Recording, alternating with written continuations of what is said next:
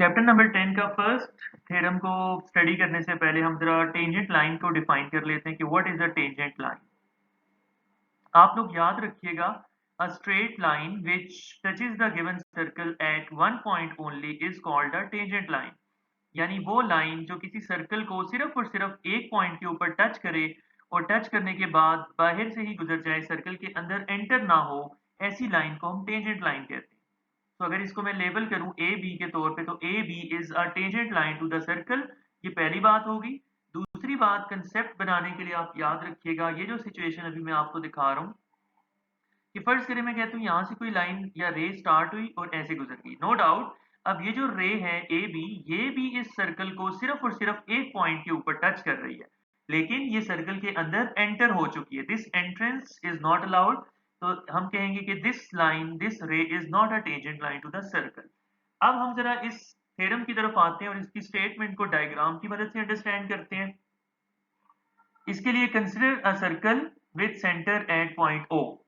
अब हमने इसका रेडियल सेगमेंट ड्रॉ करना है, तो हम फर्स्ट करते हैं ये जो ओ सी है, O C is the radial segment of this circle. Radial segment का मतलब होता है ऐसा लाइन सेगमेंट जो सर्कल के सेंटर को सर्कमफेरेंस के पॉइंट सी के साथ ज्वाइन कर दे। This line segment O C is called radial segment. अब आपने प्रूव करना है कि इस रेडियल सेगमेंट के आउटर एंड पॉइंट सी के ऊपर अगर एक परपेंडिकुलर ड्रॉ किया जाए, ठीक है, तो आपने इस परपेंडिकुलर लाइन को रेडियल सेगमेंट ओ सी के ऊपर परपेंडिकुलर प्रूव करके दिखाना है। यानी इसको हम लेबल कर देते हैं टेंजेंट लाइन को एज लाइन ए बी, और हमें गिवन है कि A B is perpendicular to the radial segment O C. ये एंगल 90 डिग्रीज है। अब आपने इस परपेंडिकुलर ए बी को रेडियल सेगमेंट ओ सी के ऊपर टेंजेंट लाइन प्रूव करके दिखाना है इसके आउटर एंड पॉइंट के ऊपर, यानी ये सर्कल के ऊपर टेंजेंट है। ऐसा परपेंडिकुलर जो रेडियल सेगमेंट के आउटर एंड पॉइंट सी के ऊपर मौजूद हो, वो उसी पॉइंट सी के ऊपर सर्कल का टेंजेंट होता है। अब जरा स्टेटमेंट को पढ़ते हैं। If a line is drawn perpendicular to a radial segment of a circle, अगर हम एक परपेंडिकुलर ड्रॉ करें रेडियल सेगमेंट के आउटर एंड पॉइंट सी के ऊपर, देन प्रूव करके दिखाना होगा कि ऐसी लाइन टेंजेंट होती है at that outer point C. अब इसके बाद जरा हम गिवन को पढ़ते हैं।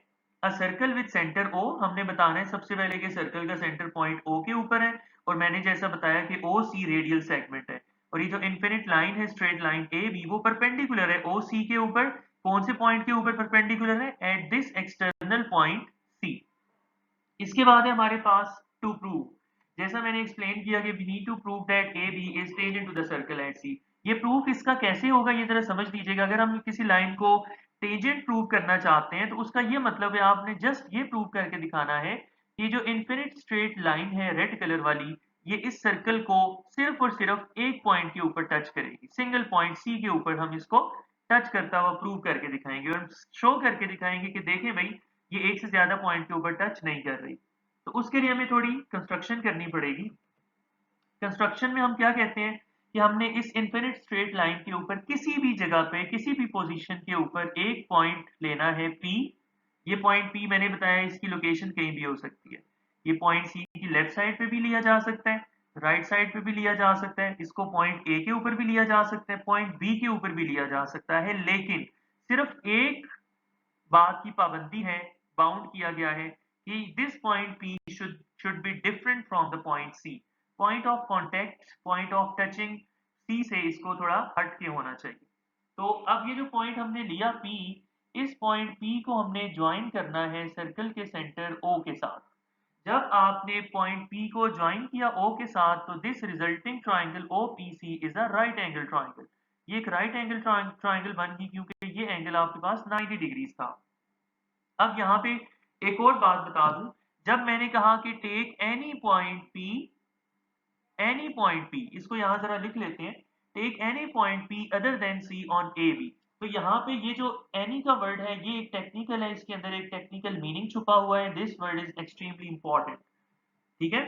अब आपने यहाँ पे एक बात याद रखनी है कि इस पॉइंट P के लिए हम जो प्रॉपर्टी अभी डिस्कवर करेंगे, डिफाइन करेंगे, स्टडी करेंगे, जो प्रॉपर्टी पॉइंट P के अंदर होगी, वही प्रॉपर्टी C के अलावा बाकी तमाम पॉइंट्स के अंदर भी अवेलेबल होगी। समझाने के लिए मैं मिसाल देता हूं। अगर मैं आपसे कह दूं कि पॉइंट P जो है वो रावलपिंडी में मौजूद है, तो C के अलावा इस इन्फिनिट लाइन के जितने पॉइंट्स होंगे सब के सब रावलपिंडी में सेम लोकेशन पे मौजूद होंगे। या अगर मैं आपसे कह दूं कि पॉइंट P जो है वो रेड कलर का पॉइंट है फॉर एग्जांपल, तो C के अलावा बाकी इस लाइन के तमाम पॉइंट्स भी रेड कलर के होंगे। जो प्रॉपर्टी पॉइंट P की है, C के अलावा वही प्रॉपर्टी बाकी सब पॉइंट्स की भी है। ये बात आपने याद रखनी है, प्रूफ समझने में काम आएगी। उसके बाद हमने लिख दिया कि हमने ज्वाइन किया था O को P के साथ। प्रूफ है इस थ्योरम का। तो सबसे पहले हम बताते हैं कि ये जो एंगल OCP बन रहा है, this angle is a right angle. Mention कर देते हैं इस बात को हम in triangle OCP, measurement of angle OCP is equal to 90 degrees. हमें गिवन था कि AB इनफिनिट स्ट्रेट लाइन ये जो है this is perpendicular on to OC। अगर ये परपेंडिकुलर है, ठीक है, अगर ये एंगल 90 है, तो आप जानते हैं राइट ट्राइंगल में 90 के अलावा ये जो दोनों एंगल्स होते हैं, angle O and angle P, ये एक्यूट एंगल होते हैं, यानी ये 90 डिग्री से छोटे होते हैं। देयरफॉर हम लिखेंगे कि ये जो एंगल OPC है this is smaller than the angle OCP, यानी 90 डिग्री से लेस है वो। Acute angle of a right triangle is always less than right angle. अब आप जरा गौर करें, देखें यहाँ पे मैं आपको लिख के दिखाता हूँ, angle OPC is smaller than 90 degrees. Angle OPC के ऑपोजिट कौन सी साइड है डायग्राम में, देखें OC साइड है। इसी तरह 90 एंगल के ऑपोजिट हाइपोटेन्यूज होगा। तो आप जानते हैं हाइपोटेन्यूज तो सबसे लार्जेस्ट होता है, सबसे लॉन्गेस्ट होता है।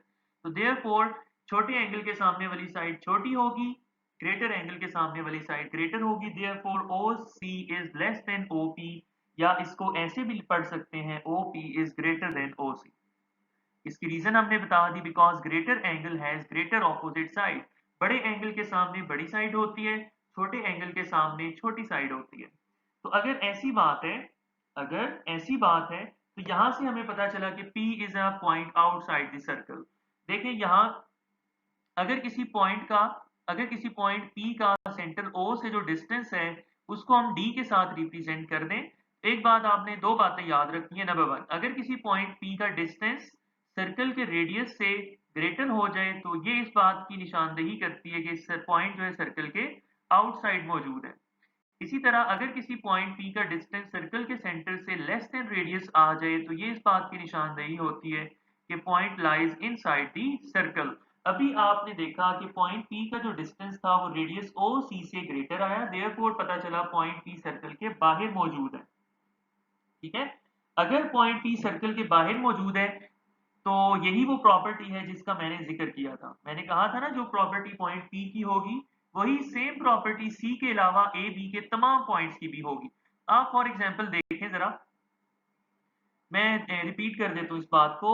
देखिए पॉइंट P एक ऐसा पॉइंट है कि उसको अगर सेंटर के साथ ज्वाइन किया जाए तो रिजल्टिंग लाइन सेगमेंट जो OP होती है वो OC से ग्रेटर आ जाती है। यही प्रॉपर्टी अभी हमने ड्राइव की है, पहली बात। दूसरी बात मैंने कहा था वो प्रॉपर्टी बाकी पॉइंट्स की भी होगी। तो आप जरा देखें, अगर मैं फॉर एग्जांपल पॉइंट ए लेके आपको समझाऊं, तो पॉइंट पी एक ऐसा पॉइंट है, सॉरी पॉइंट ए एक ऐसा पॉइंट है कि अगर उसको सर्कल के सेंटर ओ के साथ ज्वाइन किया जाए तो resulting line segment O A will be greater than O C, वो भी ओ सी से बड़ी हो जाएगी। इसी तरह तीसरी बात, हम कोई और पॉइंट ले लेते हैं, फॉर एग्जांपल पॉइंट बी ले लेते हैं। तो पॉइंट बी भी उसी प्रॉपर्टी को फॉलो करते हुए जब इसको ओ से मिलाएंगे तो resulting line segment O B will be greater than O C. ठीक है, तो पता चला ये जितने पॉइंट्स हैं सब के सब सर्कल के बाहर मौजूद हैं, सब के सब सर्कल के बाहर मौजूद हैं, क्योंकि उनका डिस्टेंस रेडियस से ज्यादा आ रहा है। ए का पी का भी ज्यादा आ रहा है, ए का भी ज्यादा आ रहा है, बी का भी ज्यादा आ रहा है।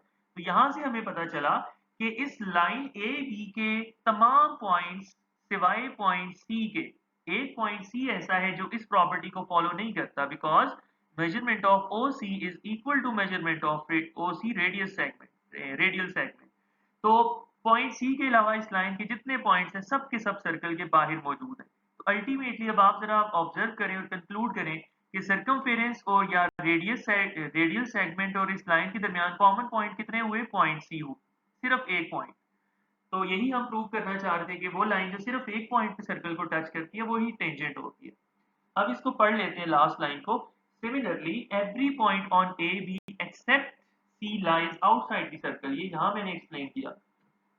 Hence, AB intersects the circle at one point C only, और वो लाइन जो एक पॉइंट पे टच करे वही सर्कल के ऊपर टेंजेंट होती है.